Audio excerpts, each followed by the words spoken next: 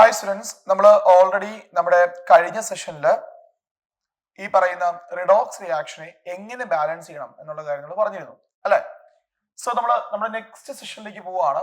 നമ്മുടെ ലാസ്റ്റ് സെഷനാണ് ഈ പറയുന്ന റിഡോക്സ് റിയാക്ഷൻ എന്നുള്ള ചാപ്റ്ററിന്റെ കേസിൽ. നമ്മൾ എന്താ പറയാന്ന് ചോദിച്ചു കഴിഞ്ഞാൽ ഈ ഒരു സെഷനിൽ ഡിസ്കസ് ചെയ്യുന്നത് is about different types of redox reactions എന്നുള്ളതാണ്. അതായത് ഏതൊക്കെ ടൈപ്പ് ഓഫ് റിഡോക്സ് റിയാക്ഷൻസ് ഉണ്ട് എന്നുള്ളതാണ് നമ്മൾ ഡിസ്കസ് ചെയ്യുക.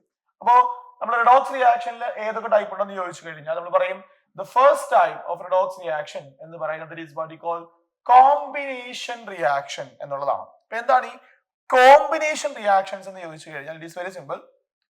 ദാറ്റ് ഈസ് നമ്മളിപ്പോ രണ്ട് സബ്സ്റ്റൻസുകൾ കമ്പൈൻ ചെയ്തിട്ട് ഒരു പുതിയ പ്രോഡക്റ്റ് ആയിട്ട് മാറുന്ന ടൈപ്പ് ഓഫ് റിയാക്ഷൻസ്, അത് റിഡോക്സ് റിയാക്ഷൻ ആണെങ്കിൽ ആ ഒരു ടൈപ്പ് ഓഫ് റിയാക്ഷൻസിനെയാണ് നമ്മൾ എന്ത് വിളിക്കുക? We call it as combination reaction എന്ന് പറയും. ഫോർ എക്സാമ്പിൾ, നമ്മളിപ്പോ എയും അതുപോലെ തന്നെ ബിയും രണ്ട് കമ്പോണന്റുകളാണ് എന്ന് വിചാരിക്കുക. അത് രണ്ടും കമ്പൈൻ ചെയ്തിട്ട് സി എന്ന് പറയുന്ന ഒരു പുതിയ കോമ്പിനേഷൻ ഉണ്ടാവുന്നു, സി എന്ന് പറയുന്ന പുതിയ കോമ്പൗണ്ട് ഉണ്ടാവുന്നു. അങ്ങനെയുള്ള reactions if it is A redox reaction, അതായത് ഓക്സിഡേഷനും റിഡക്ഷനും അവിടെ നടക്കുന്നുണ്ടെങ്കിൽ അങ്ങനെയുള്ള റിയാക്ഷൻസ് നമ്മൾ എന്ത് പറയും? We call it as combination reaction എന്ന് പറയും. ഇനി മിക്കവാറും കോമ്പിനേഷൻ റിയാക്ഷൻസിന് വളരെ കോമൺ ആയിട്ടുള്ള എക്സാമ്പിൾ ആണ് that is what we call combustion reactions എന്നുള്ളത്. അതായത് നമ്മൾ സാധാരണ എയറിന്റെ പ്രസൻസിൽ ഒരു സബ്സ്റ്റൻസിനെ ഓക്സിഡൈസ് ചെയ്യുന്നതിനെയാണ് നമ്മൾ എന്ത് വിളിക്കുക? We call it as combustion എന്ന് പറഞ്ഞു വെക്കുക. മിക്കവാറും all the combustion reactions are what we call എന്താണ്? ഒരു കോമ്പിനേഷൻ റിയാക്ഷൻസിന് എക്സാമ്പിൾ ആണ്. ബിക്കോസ് അവിടെ നമ്മൾ പറയുന്നതാണ് one of the reagent oxygen ആയിരിക്കും, മറ്റേ കോമ്പൗണ്ട് ഈ ഓക്സിജന്റെ പ്രസൻസിൽ എന്ത് ചെയ്യാണ് ചെയ്യുക? ഈ പറഞ്ഞതുപോലെ ഓക്സിഡേഷൻ ആണ് നടക്കുക. ഇനി അതൊരു എക്സാമ്പിൾ ആണ്. നമ്മളിപ്പോ കാർബണും അതുപോലെ തന്നെ ഓക്സിജനുമായിട്ട് കമ്പൈൻ ചെയ്ത് കാർബൺ ഡൈ ഓക്സൈഡ് ഉണ്ടാകുന്ന റിയാക്ഷൻ എടുത്തു കഴിഞ്ഞാൽ നമുക്കറിയാം കാർബൺ ഇവിടെ എലമെന്റൽ സ്റ്റേറ്റ് എന്ന് പറയുന്നത് 0 ആണ്.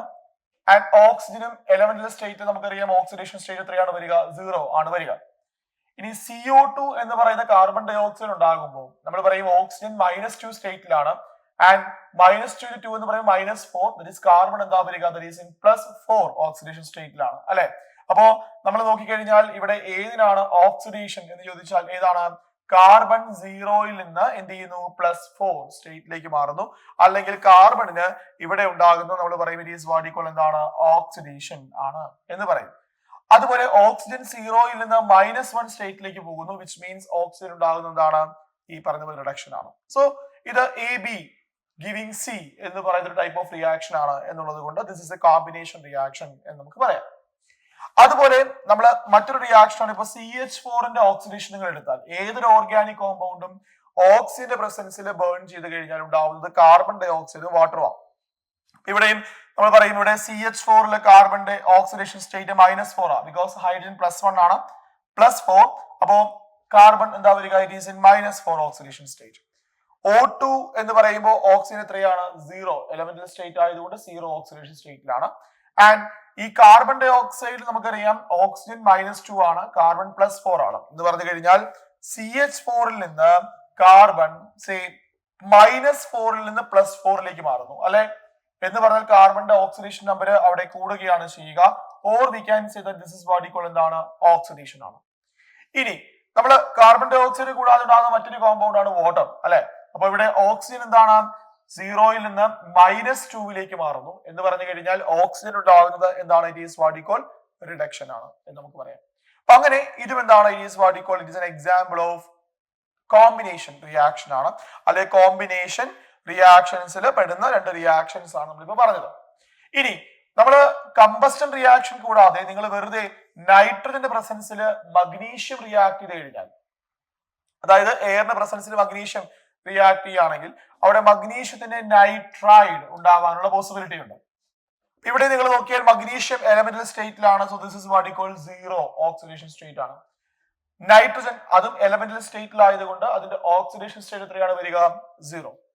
ഇനി Mg3N2 എന്ന് പറയുന്ന ഒരു കോമ്പൗണ്ട് എടുത്താൽ നമ്മൾ പറയും മഗ്നീഷ്യം എന്ന് പറയുന്നത് സെക്കൻഡ് ഗ്രൂപ്പ് എലമെന്റ് ആയതുകൊണ്ട് ഓക്സിഡേഷൻ സ്റ്റേറ്റ് എത്രയാണ് വരിക? +2. അപ്പോ 3 മഗ്നീഷ്യം എന്ന് പറയുമ്പോൾ ടോട്ടൽ എത്ര വന്നു? ദാറ്റ് ഈസ് ഈക്വൽ ടു +6 വന്നു. അതിന്റെ ഓപ്പോസിറ്റ് ചാർജ് ആണ് 2 നൈട്രജൻ ഉണ്ടാവുക എന്ന് പറഞ്ഞു കഴിഞ്ഞാൽ -6 ചാർജ് ആണ് ഈ 2 നൈട്രജനും കൂടി ഉണ്ടാവുക. ഒരു നൈട്രജന് ഉണ്ടാകുന്ന ചാർജ് എത്രയായിരിക്കും? ദാറ്റ് ഈസ് ഈക്വൽ ടു -3 ആയിരിക്കും അല്ലെ? അപ്പൊ നിങ്ങൾ നോക്കിയാൽ പറയാം, ഇവിടെ നൈട്രജൻ 0-ൽ നിന്ന് -3 എന്ത് ചെയ്യുന്നു? റെഡ്യൂസ് ചെയ്യുന്നു. അതുപോലെ മഗ്നീഷ്യം 0-ൽ നിന്ന് +2 എന്ത് ചെയ്യുന്നു? ഓക്സിഡൈസ് ചെയ്യുന്നു. So this is what you call ഒരു ഓക്സിഡേഷൻ റിയാക്ഷൻ ആണ് എന്ന് നമുക്ക് പറയാനായിട്ട് പറ്റും. അപ്പോ ഇങ്ങനെയുള്ള റിയാക്ഷൻസിനെ, അതായത് രണ്ട് എലമെന്റുകൾ കമ്പൈൻ ചെയ്തിട്ട് പുതിയൊരു കോമ്പൗണ്ട് ഉണ്ടാവുന്ന റിഡോക്സ് റിയാക്ഷൻസിനെയാണ് നമ്മൾ ഇത് വിളിക്കുക കോമ്പിനേഷൻ റിയാക്ഷൻ എന്ന് പറഞ്ഞു വെക്കുക.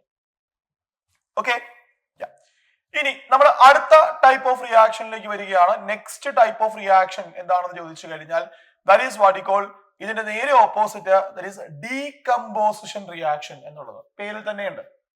അതായത് സേം നമ്മൾ പറയും, ഒരു റിയാക്ഷൻ നടക്കുമ്പോ ഒരു കോമ്പൗണ്ട് മോർ ദാൻ വൺ കമ്പോണന്റുകളായിട്ട് സ്പ്ലിറ്റ് ചെയ്യപ്പെടുന്നുവെങ്കിൽ, അതായത് ദാറ്റ് ഈസ് സി എന്ന് പറയുന്ന ഒരു കോമ്പൗണ്ട് ഡീകമ്പോസ് ചെയ്തിട്ട് രണ്ട് കമ്പോണന്റുകളായിട്ട്, അതായത് എയും ബിയുമായിട്ട് മാറുന്നുവെങ്കിൽ അങ്ങനെയുള്ള റിയാക്ഷൻസിനെയാണ് നമ്മൾ ഇത് വിളിക്കുക we call it as decomposition reaction എന്ന് പറഞ്ഞു വെക്കുക. അത് കോമ്പിനേഷൻ റിയാക്ഷന്റെ നേരെ ഓപ്പോസിറ്റ് അല്ലെ? സേ ഫോർ എക്സാമ്പിൾ, ഇപ്പൊ വാട്ടർ മോളിക്കൂൾ ഡീകമ്പോസ് ചെയ്തിട്ട് ഹൈഡ്രജനും ഓക്സിജനുമായിട്ട് മാറും. നമുക്കറിയാം വാട്ടർ മോളിക്കൂളില് ഹൈഡ്രജൻ +1 സ്റ്റേറ്റിലാണ്, ഓക്സിജൻ -2. അത് ഹൈഡ്രജനും ഓക്സിജനുമായിട്ട് എലമെന്റൽ സ്റ്റേറ്റിലേക്ക് മാറുന്നു എന്ന് പറഞ്ഞു കഴിഞ്ഞാൽ രണ്ടിന്റെയും ഓക്സിഡേഷൻ സ്റ്റേറ്റ് എത്രയായിരിക്കും വരിക? 0. അപ്പൊ ഓക്സിജൻ -2-ൽ നിന്ന് എന്തായിട്ട് മാറുന്നു? 0 ആയിട്ട്. That is what you call oxidation നടക്കുന്നു. ആൻഡ് ഹൈഡ്രജൻ +1-ൽ നിന്ന് 0-ലേക്ക്, that is what you call reduction നടക്കുന്നു. അപ്പോ നമുക്ക് പറയാം this is a type of what redox reaction ആണ്, and this is a decomposition reaction ആണ് എന്ന് പറയാം. അതുപോലെ ഇപ്പോ സോഡിയം ഹൈഡ്രൈഡ് ഡീകമ്പോസ് ചെയ്ത് കഴിഞ്ഞാൽ നമ്മൾ പറയും, സോഡിയം ഹൈഡ്രൈഡിൽ ഓർക്കേണ്ട കാര്യം ഹൈഡ്രജൻ -1 സ്റ്റേറ്റിലാണ് അല്ലെ? ബിക്കോസ് സോഡിയവുമായിട്ട് കമ്പൈൻ ചെയ്തിരിക്കുന്നു, മെറ്റൽ ഹൈഡ്രൈഡ് ആണ് എന്നുള്ളത് കൊണ്ട് സോഡിയം ഈസ് ഇൻ +1 ഓക്സിഡേഷൻ സ്റ്റേറ്റിലാണ്. ദെൻ ഇത് രണ്ടും അതിന്റെ എലമെന്റൽ സ്റ്റേറ്റിലേക്ക് മാറുമ്പോൾ 0 സ്റ്റേറ്റിലേക്കാണ് മാറുക. അപ്പോ ഇവിടെ നമ്മൾ പറയും ഏതിനാണ് റിഡക്ഷൻ സംഭവിക്കുക? സോഡിയം +1-ൽ നിന്ന് 0-ലേക്ക്. അതായത് സോഡിയത്തിന് ഇവിടെ സംഭവിക്കുന്നത് എന്താണ്? It is what you call reduction ആണ് എന്ന് നമുക്ക് പറയാം. ആൻഡ് ഹൈഡ്രജന് സംഭവിക്കുന്നത് എന്താണ്? -1-ൽ നിന്ന് 0-ലേക്ക്, that is what you call oxidation ആണ് എന്ന് നമുക്ക് പറയാം. So this is a decomposition reaction ആണ്. അതുപോലെ നമ്മൾ ഓക്സിജൻ ഉണ്ടാക്കാനായിട്ട് ലാബിൽ പ്രിപ്പയർ ചെയ്യാനായിട്ട് വളരെ കോമൺ ആയിട്ട് യൂസ് ചെയ്ത റിയാക്ഷൻ ആണ് KClO3, പൊട്ടാസ്യം ക്ലോറേറ്റ്, അതിന്റെ ഡീകമ്പോസിഷൻ. ഇവിടെയും നമ്മൾ പറയും KClO3 എന്നുള്ള കോമ്പൗണ്ടില് സെയിം KClO3 എന്നുള്ളതിൽ ഓക്സിജൻ -2 ആണ്, പൊട്ടാസ്യം +1 ആണ് അല്ലെ? അപ്പം -6 + 1 എത്രയാ വരിക? -5. ഓവറോൾ 0 വരണമെങ്കിൽ ക്ലോറിൻ എത്രയായിരിക്കണം വരേണ്ടത്? That is +5. അതിൽ നിന്ന് ക്ലോറിൻ KCl ആയിട്ട് മാറുന്നു. KCl എന്ന് പറയുമ്പോൾ പൊട്ടാസ്യം +1 ആണ്, ക്ലോറിൻ -1 ആണ്. അപ്പോ +5-ൽ നിന്ന് -1-ലേക്ക് ക്ലോറിൻ എന്ത് ചെയ്യുന്നു? ഈ പറഞ്ഞതുപോലെ റെഡ്യൂസ് ചെയ്യുന്നു എന്ന് നമുക്ക് പറയാം അല്ലെ? This is what you call reduction. Chlorine സംഭവിക്കുന്നത് റിഡക്ഷൻ ആണ്. ആൻഡ് ഓക്സിജന് സംഭവിക്കുന്നത് എന്താണ്? That is what you call -2-ൽ നിന്ന് എലമെന്റൽ സ്റ്റേറ്റിലേക്ക്, അതായത് 0 സ്റ്റേറ്റിലേക്ക് മാറുന്നു. സോ ഓക്സിജന് സംഭവിക്കുക എന്താണ്? It is what you call oxidation ആണ് അല്ലെ? അപ്പൊ ഇത് ഈ പറഞ്ഞതുപോലെ ഒരു ഡീകമ്പോസിഷൻ റിയാക്ഷൻ എക്സാമ്പിൾ ആയിട്ട് നമുക്ക് പറയാൻ പറ്റുന്ന റിയാക്ഷൻസ് ആണ്. ക്ലിയർ ആണോ ഈ പറഞ്ഞ കാര്യം? സോ ഇതാണ് ഡീകമ്പോസിഷൻ റിയാക്ഷൻ. അപ്പൊ നമ്മള് കോമ്പിനേഷൻ റിയാക്ഷൻ പറഞ്ഞു, ഡീകമ്പോസിഷൻ റിയാക്ഷനെ കുറിച്ച് പറഞ്ഞു.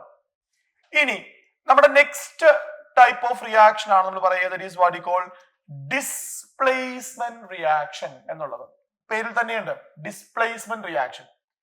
അതായത് എന്താണ് ഈ ഡിസ്പ്ലേസ്മെന്റ് റിയാക്ഷൻ എന്ന് ചോദിച്ചു കഴിഞ്ഞാൽ ഇറ്റ് ഈസ് വെരി സിമ്പിൾ. അതായത് ഒരു എലമെന്റ് ഒരു കോമ്പൗണ്ടിൽ നിന്ന് മറ്റൊരു എലമെന്റ് ഡിസ്പ്ലേസ് ചെയ്യുന്നു. അങ്ങനെയുള്ള റിയാക്ഷൻസിനെയാണ് നമ്മൾ ഇത് വിളിക്കുക we call it as displacement reaction എന്ന് പറഞ്ഞു വെക്കുക. അതായത് ഇപ്പോ AB എന്ന് പറഞ്ഞൊരു കോമ്പൗണ്ടിനെ നിങ്ങൾ സിയുമായിട്ട് റിയാക്ട് ചെയ്ത് കഴിഞ്ഞാൽ എയും സിയും തമ്മിൽ കമ്പൈൻ ചെയ്തിട്ട് AC ഉണ്ടാവുന്നു. ആൻഡ് ഈ ബി എന്ന് പറയുന്ന എലമെന്റിനെ എന്ത് ചെയ്യുന്നു? ഈ ഒരു കോമ്പൗണ്ടിൽ നിന്ന് ഡിസ്പ്ലേസ് ചെയ്യുന്നു. അതാണ് നമ്മൾ എഴുതിയിരിക്കുക X + YZ എന്ന് പറയുമ്പോൾ എക്സും ഇസഡും തമ്മിൽ കമ്പൈൻ ചെയ്തിട്ട് എന്തായിട്ട് മാറും? XZ ആയിട്ട് മാറും. ഈ Y എന്ന് പറഞ്ഞ കമ്പോണന്റ് അവിടെ എന്ത് ചെയ്യപ്പെടും? ഡിസ്പ്ലേസ് ചെയ്യപ്പെടും. അങ്ങനെയുള്ള റിയാക്ഷൻസിനെയാണ് നമ്മൾ എന്ത് വിളിക്കുക? ഡിസ്പ്ലേസ്മെന്റ് റിയാക്ഷൻസ് എന്ന് പറയുക. ഈ ഡിസ്പ്ലേസ്മെന്റ് റിയാക്ഷൻസ് പല ടൈപ്പ് ഉണ്ട്. സേ ഫോർ എക്സാമ്പിൾ അതിലൊരു ടൈപ്പാണ് that is what you call metal displacement reaction എന്ന് നമ്മൾ പറഞ്ഞു വെക്കാറുണ്ട്. മെറ്റൽ ഡിസ്പ്ലേസ്മെന്റ് റിയാക്ഷൻ, അതായത് ഒരു മെറ്റൽ മറ്റൊരു മെറ്റലിനെ എന്ത് ചെയ്യുന്നു, ഡിസ്പ്ലേസ് ചെയ്യുന്നു. മോർ കോമൺലി നമ്മൾ പറയും റിയാക്റ്റീവ് ആയിട്ടുള്ള ഒരു മെറ്റല് അൺറിയാക്റ്റീവ് ആയിട്ടുള്ള അല്ലെങ്കിൽ ലെസ് റിയാക്റ്റീവ് ആയിട്ടുള്ള മെറ്റലിനെയാണ് എന്ത് ചെയ്യുന്നത്, ഡിസ്പ്ലേസ് ചെയ്യുന്നത്. ഫോർ എക്സാമ്പിൾ ഇപ്പോ നമ്മൾ കോപ്പർ സൾഫേറ്റും സിങ്കുമായിട്ട് റിയാക്ട് ചെയ്യുന്നു എന്ന് വിചാരിക്കുക. നമ്മൾ നേരത്തെ ക്ലാസ്സിൽ പറഞ്ഞ ഒരു ടൈപ്പ് ഓഫ് റിയാക്ഷൻ ആണിത്. കോപ്പർ സൾഫേറ്റും സിങ്കുമായിട്ട് റിയാക്ട് ചെയ്ത് കഴിഞ്ഞാൽ നമ്മൾ പറയും ഈ റിയാക്ഷന് സംഭവിക്കുക സിങ്ക് എന്തായിട്ട് മാറും, ഓക്സിഡൈസ് ചെയ്യപ്പെട്ടിട്ട് സിങ്ക് 2+ ആയിട്ട് മാറും. It is more reactive than copper. അപ്പോ ഈ സിങ്ക് എന്ത് ചെയ്യും, ഈ പറഞ്ഞ കോപ്പർ സൾഫേറ്റിൽ നിന്ന് ഈ കോപ്പർ മെറ്റലിനെ ഡിസ്പ്ലേസ് ചെയ്തിട്ട് ഈ സിങ്ക് ഈ പറഞ്ഞ കോമ്പൗണ്ടിലേക്ക് ഇൻസേർട്ട് ചെയ്യപ്പെടും. ആൻഡ് കോപ്പർ എന്ത് ചെയ്യപ്പെടും, 2+ നിന്ന് 0 റെഡ്യൂസ് ചെയ്ത് അത് ഫ്രീ സ്റ്റേറ്റിലേക്ക് മാറുകയും ചെയ്യും. നമ്മൾ പറയും മോർ റിയാക്റ്റീവ് ആയിട്ടുള്ള മെറ്റൽസ് ലെസ് റിയാക്റ്റീവ് ആയിട്ടുള്ള മെറ്റലിനെയും അതിന്റെ കോമ്പൗണ്ടിൽ നിന്ന് ഡിസ്പ്ലേസ് ചെയ്യുന്നു എന്ന് നമ്മൾ പറഞ്ഞു വെക്കും. അത് തന്നെയാണ് ഇവിടെയും കാണാൻ പറ്റുക. അതായത് കാൽസ്യവും അതുപോലെ വനേഡിയം പെന്റോക്സൈഡുമായിട്ട് റിയാക്ട് ചെയ്ത് കഴിഞ്ഞാൽ വനേഡിയത്തെ ആര് ഡിസ്പ്ലേസ് ചെയ്യുന്നു, കാൽസ്യം ഡിസ്പ്ലേസ് ചെയ്യുന്നു. എന്നിട്ട് കാൽഷ്യം എന്തായിട്ട് മാറും, അതിന് കറസ്പോണ്ടിങ് ഓക്സൈഡ് ആയിട്ട് മാറും. വനേഡിയം അവിടെ ഫ്രീ സ്റ്റേറ്റിൽ എക്സിസ്റ്റ് ചെയ്യുകയും ചെയ്യും. സോ ഇങ്ങനെയുള്ള റിയാക്ഷൻസിനെയാണ് നമ്മൾ ഇത് വിളിക്കുക മെറ്റൽ ഡിസ്പ്ലേസ്മെന്റ് റിയാക്ഷൻ എന്ന് പറയുക. അപ്പോ നിങ്ങൾ ഓർക്കേണ്ട ഒരു കാര്യം എന്താണെന്ന് ചോദിച്ചു കഴിഞ്ഞാല് ദാറ്റ് ഈസ് നമ്മൾ പറയും എന്താണ്, ഈ പറഞ്ഞതുപോലെ മോർ റിയാക്റ്റീവ്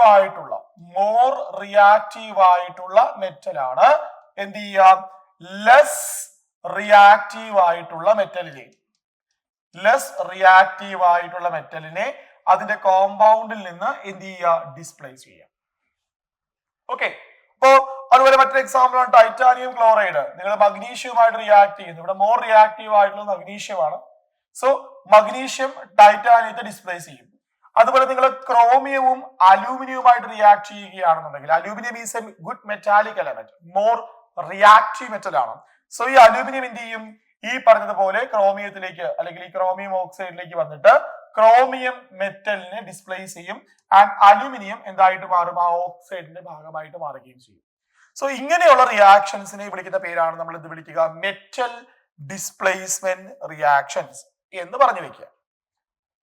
ഓക്കെ, ഇനി മെറ്റൽ ഡിസ്പ്ലേസ്മെന്റ് റിയാക്ഷൻ കൂടാതെ നമ്മൾ പറയും there are non metal displacements കൂടിയുണ്ട്. മെറ്റൽസ് മാത്രമല്ല ഡിസ്പ്ലേസ്മെന്റ് റിയാക്ഷൻ നടത്തുക, നോൺ മെറ്റൽസിനും എന്തിനുള്ള പോസിബിലിറ്റി ഉണ്ട്, ഈ പറയുന്ന ഡിസ്പ്ലേസ്മെന്റ് റിയാക്ഷൻ നടത്താനുള്ള പോസിബിലിറ്റി ഉണ്ട്. ഓക്കെ, അതിൽ ഏറ്റവും കോമൺ ആയിട്ടുള്ള ഒരു റിയാക്ഷൻ ആണ് ദാറ്റ് ഈസ് ഹൈഡ്രജൻ ഡിസ്പ്ലേസ്മെന്റ് എന്നുള്ളത്. ഓക്കെ, അതായത് നമ്മൾ ആദ്യം എഴുതിയ റിയാക്ഷൻ എന്ന് പറയുന്നത് ഹൈഡ്രജൻ ഡിസ്പ്ലേസ്മെന്റ് ആണ്. അതായത് ഒരു ഹൈലി റിയാക്റ്റീവ് ആയിട്ടുള്ള ചില മെറ്റലുകൾക്ക് സേ വാട്ടറിൽ നിന്ന് ഹൈഡ്രജനെ ഡിസ്പ്ലേസ് ചെയ്യിക്കാനുള്ള പോസിബിലിറ്റി ഉണ്ട്. ഓക്കെ, സോ നമ്മൾ പറയും ദാറ്റ് ഈസ് സോഡിയം എന്ന് പറയുന്നത് നമുക്ക് എല്ലാവർക്കും അറിയാവുന്ന കാര്യമാണ്. സോഡിയം ഈസ് ഹൈലി റിയാക്റ്റീവ് മെറ്റല. നമ്മൾ വെറുതെ വെള്ളത്തിലേക്ക് സോഡിയം ആഡ് ചെയ്ത് കഴിഞ്ഞാൽ വെള്ളത്തില് തീ പിടിക്കാനുള്ള പോസിബിലിറ്റി, കത്താനുള്ള പോസിബിലിറ്റി ആർക്കുണ്ട്, ഈ പറഞ്ഞതുപോലെ സോഡിയത്തിനുണ്ട്. സോ എന്തുകൊണ്ടാണ് സോഡിയം വെള്ളത്തിൽ കത്തുക? നമ്മൾ സാധാരണ സോഡിയം ലാബുകളിലൊക്കെ സൂക്ഷിക്കുന്നത് കെറോസില്ല. സോ എന്തുകൊണ്ട് സോഡിയം വാട്ടറിൽ ബേൺ ചെയ്യുന്നു എന്ന് ചോദിച്ചു കഴിഞ്ഞാൽ it is due to this reaction ആണ്. അതായത് വാട്ടറിലുള്ള ഹൈഡ്രജനെ ഈ പറയുന്ന സോഡിയത്തിന് എന്ത് ചെയ്യാം, ഡിസ്പ്ലേസ് ചെയ്യിക്കാം. ഡിസ്പ്ലേസ് ചെയ്യിക്കുമ്പോൾ സംഭവിക്കുക സോഡിയം ഈ പറഞ്ഞതുപോലെ വാട്ടറിന്റെ ഭാഗമായിട്ട് മാറും, അല്ലെങ്കിൽ സോഡിയം എന്ത് ചെയ്യപ്പെടും, ഇറ്റ് ഗെറ്റ്സ് ഓക്സിഡേഷൻ നടക്കും. അതായത് 0 സ്റ്റേറ്റിൽ നിന്ന് +1 സ്റ്റേറ്റിലേക്ക് സോഡിയം ഓക്സിഡൈസ് ചെയ്യപ്പെടും. ആൻഡ് ഈ വാട്ടറിലുള്ള ഹൈഡ്രജൻ ആറ്റമായിട്ട് റെഡ്യൂസ് ചെയ്യപ്പെടും. അതായത് +1 സ്റ്റേറ്റിൽ നിന്ന് ഹൈഡ്രജൻ എന്തായിട്ട് മാറും, ഈ പറഞ്ഞതുപോലെ 0 സ്റ്റേറ്റ് ആയിട്ട് എലമെന്റൽ സ്റ്റേറ്റ് ആയിട്ട് മാറും. ഈ ഹൈഡ്രജൻ നമുക്കറിയാം hydrogen is A combustible gas ആണ്. അതുകൊണ്ട് ആ ഹൈഡ്രജൻ ആണ് നോർമലി എന്ത് ചെയ്യുക, തീ പിടിക്കുക അല്ലെ കത്തുക.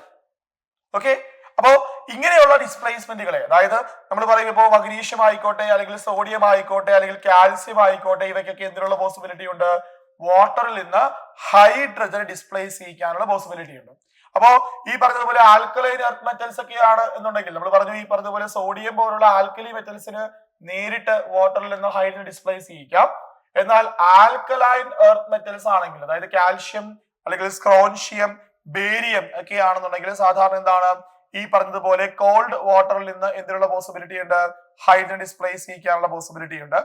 എന്നാൽ ലെസ് റിയാക്റ്റീവ് ആയിട്ടുള്ള സെയിം മഗ്നീഷ്യമോ അല്ലെങ്കിൽ അയണോ ഒക്കെ ആണെന്നുണ്ടെങ്കിൽ സാധാരണ അവ കോൾഡ് വാട്ടർ എന്നല്ല, പകരം എന്താണ് സ്റ്റീമിൽ നിന്ന്, കുറച്ചുകൂടി ടെമ്പറേച്ചർ കൂടിയ സ്റ്റീമിൽ നിന്നാണ് എന്ത് ചെയ്യുക, ഈ പറഞ്ഞതുപോലെ ഹൈഡ്രജൻ ഗ്യാസിനെ ഡിസ്പ്ലേസ് ചെയ്യുക. സോ ഈ ഒരു ഡിസ്പ്ലേസ്മെന്റ് റിയാക്ഷൻ നമുക്ക് പറയാം എന്താണ്, this is also another type of redox reactions ആണ്. So this is non as non metal displacement reaction എന്ന് നമ്മൾ പറഞ്ഞു വെക്കും. ഓക്കെ ആണോ ഈ പറഞ്ഞ കാര്യം? പ്രശ്നമുണ്ടോ? ഇനി ഈ നോൺ മെറ്റൽ ഡിസ്പ്ലേസ്മെന്റ് റിയാക്ഷൻസിന്റെ കേസിൽ ഒരു കാര്യം കൂടി നമുക്ക് പറയാനുണ്ട്, വേറൊന്നുമല്ല. അതായത് ഈ പറഞ്ഞ പോലെ ഹൈഡ്രജൻ ഡിസ്പ്ലേസ്മെന്റ് മാത്രമല്ല നമ്മൾ പറഞ്ഞു വെക്കുക, there are one more type of displacement reaction. Say for example, ഇപ്പൊ നിങ്ങൾ ഫ്ലൂറിനും അതുപോലെ തന്നെ സേ ഏതെങ്കിലും ഒരു ക്ലോറിന്റെ കോമ്പിനേഷനുമായിട്ട്, അതായത് ലെസ് റിയാക്റ്റീവ് ആയിട്ടുള്ള ഒരു ക്ലോറിൻ ഹാലജന്റെ കോമ്പൗണ്ടുമായിട്ട് റിയാക്ട് ചെയ്യുന്നു എന്ന് വിചാരിക്കുക. ഫോർ എക്സാമ്പിൾ HCl-യുമായിട്ട് റിയാക്ട് ചെയ്യുകയാണെന്നുണ്ടെങ്കിൽ ഈ ക്ലോറിനെ ഈ ഫ്ലൂറിന് ഡിസ്പ്ലേസ് ചെയ്യാനുള്ള പോസിബിലിറ്റി ഉണ്ട്. എന്നിട്ട് അതായിട്ട് മാറും, it is just converted to HF ആയിട്ട് മാറും. അതായത് ഹാലജൻസിന്റെ കേസിലും ഹൈഡ്രജന്റെ കേസിൽ മാത്രമല്ല ഹാലജൻസിന്റെ കേസിൽ നമുക്ക് എന്ത് കാണാൻ പറ്റും, ഈ ഡിസ്പ്ലേസ്മെന്റ് കാണാൻ പറ്റും.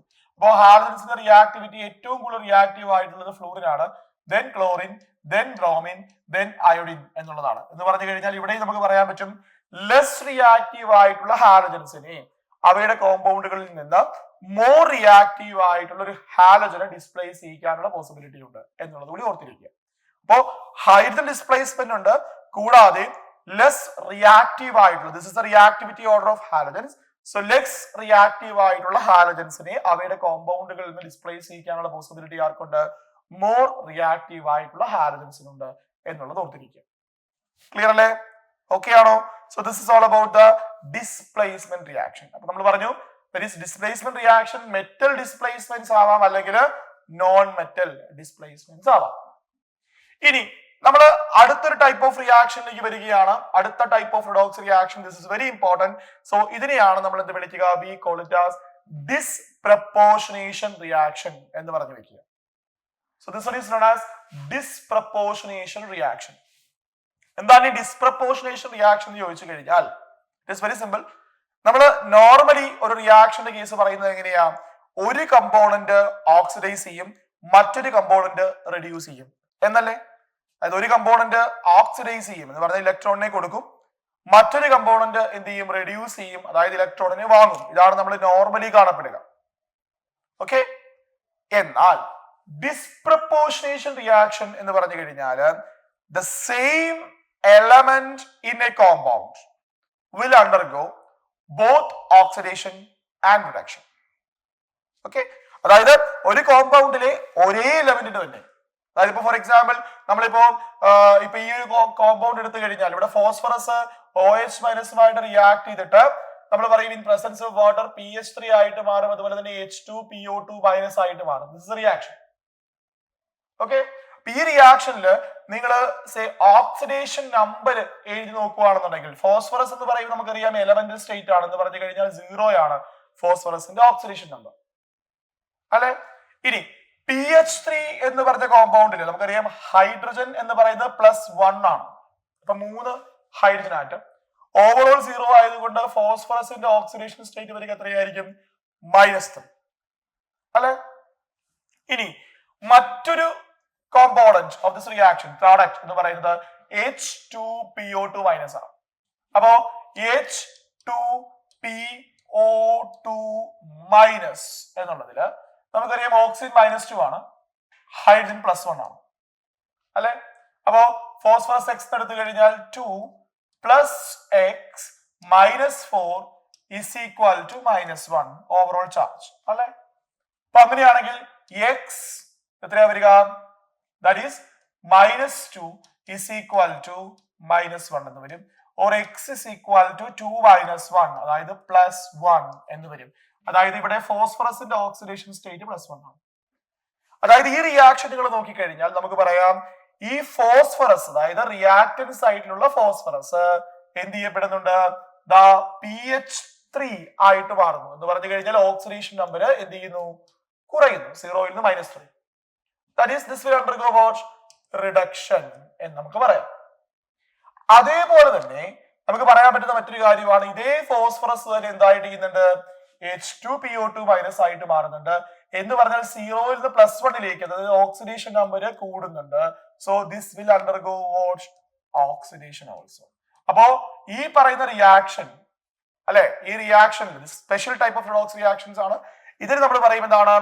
an element in one of the compound will have both oxidation and reduction simultaneously. Okay, അതായത് element in one oxidation state is simultaneously oxidized and reduced. അതായത് ഒരേ സമയം ഓക്സിഡേഷൻ നമ്പർ കൂടുകയും ചെയ്യും കുറയുകയും ചെയ്യും. അതായത് ഓക്സിഡേഷൻ നടക്കും, റിഡക്ഷൻ നടക്കും. അങ്ങനെയുള്ള റിയാക്ഷൻസിനെയാണ് നമ്മൾ എന്ത് പറഞ്ഞു വെക്കുക? we call it as disproportionation reaction എന്ന് പറഞ്ഞു വെക്കുക. ഒരേ എലമെന്റ് തന്നെ ഓക്സിഡേഷൻ നടക്കുന്നു, റിഡക്ഷൻ നടക്കുന്നു. അങ്ങനെയുള്ള റിയാക്ഷൻസിനെയാണ് എന്ത് വിളിക്കുക? ഡിസ്പ്രപ്പോർഷനേഷൻ റിയാക്ഷൻ എന്ന് പറയുക. അതേ മറ്റൊരു എക്സാമ്പിൾ ആണ് നമ്മൾ S8 സൾഫർ എന്ന് പറയുന്നത് OH- റിയാക്ട് ചെയ്ത് കഴിഞ്ഞാൽ, അതായത് ഇവിടെ S2- ഉണ്ടാവും, S2O3 ഉണ്ടാവും. സോ ഇവിടെ നമ്മൾ പറയും സൾഫറിന്റെ ഓക്സിഡേഷൻ സ്റ്റേജ് 0 ആണ്. അത് S2- -2 ആയിട്ട് മാറുന്നുണ്ട്, S2O3 +2 ആയിട്ട് മാറുന്നുണ്ട്. എന്ന് പറഞ്ഞാൽ സൾഫറിന് ഒരേ സമയം 0 നിന്ന് -2 റിഡക്ഷനും ഉണ്ട്, അതുപോലെ തന്നെ 0 നിന്ന് +2 ഓക്സിഡേഷനും ഉണ്ട്. So this is A disproportionation reaction ആണ് എന്ന് നമുക്ക് പറയാം. അടുത്തതാണ് ക്ലോറിൻ OH- പ്രസൻസിൽ ClO- അതുപോലെ Cl- ആയിട്ട് മാറും. This is non as hypochlorite എന്ന് പറയുന്ന അയോൺ ആണ്. മറ്റേത് ക്ലോറൈഡുമാണ്. ഈ റിയാക്ഷൻ നമ്മൾ പറയും ഇവിടെ ക്ലോറിന്റെ ഓക്സിഡേഷൻ സ്റ്റേറ്റ് 0 ആണ്, എലമെന്റൽ സ്റ്റേറ്റ്. ClO- എന്നുള്ളതില് ക്ലോറിന്റെ ഓക്സിഡേഷൻ സ്റ്റേറ്റ് വരിക +1 ആണ്. ക്ലോറൈഡില് -1 ആണ്. എന്ന് പറഞ്ഞു കഴിഞ്ഞാൽ 0 നിന്ന് ഈ റിയാക്ഷനിൽ ക്ലോറിൻ +1 ഓക്സിഡൈസ് ചെയ്യപ്പെടുന്നുണ്ട്, അതുപോലെ -1 എന്ത് ചെയ്യുന്നുണ്ട്? റിഡ്യൂസ് ചെയ്യുന്നുണ്ട്. The same element chlorine will undergo both oxidation and reduction simultaneously. ഇങ്ങനെയുള്ള റിയാക്ഷൻസിനെ നമ്മൾ വിളിക്കുന്ന പേരാണ് എന്ത്? we call it as disproportionation reactions എന്ന് പറഞ്ഞു വെക്കും. ഓക്കെ ആണോ? ക്ലിയർ ആണോ? ഇത്രയുമാണ് നമ്മൾ പ്രധാനമായിട്ട് പറയുന്ന ടൈപ്സ് ഓഫ് റിയാക്ഷൻസ്. നമ്മൾ കോമ്പിനേഷൻ റിയാക്ഷനെ കുറിച്ച് പറഞ്ഞു, ഡിസ്പ്ലേസ്മെന്റ് റിയാക്ഷനെ കുറിച്ച് പറഞ്ഞു, ഡിസ്പ്രപ്പോർഷനേഷൻ റിയാക്ഷനെ കുറിച്ച് പറഞ്ഞു. ഓക്കെ അല്ലേ? ഇത്രയാണ് ടൈപ്സ് ഓഫ് റിയാക്ഷൻസ് എന്ന് നമ്മൾ പറഞ്ഞു വെക്കുക. ക്ലിയർ?